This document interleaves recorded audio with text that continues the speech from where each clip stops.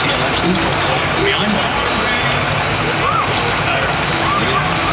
Okay.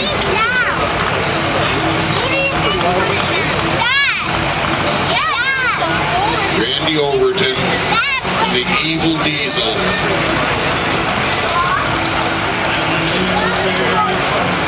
Now this truck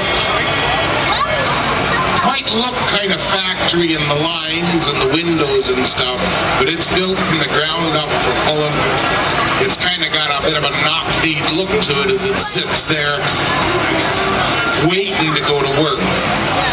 But when it goes to work, if everything's working right, you're just going to see everything straight and right out, everything tightened up. He's got his sights set on the far end of the track. Chris Weiss is sitting with a confident lead on the 10, desperately hopes to change that.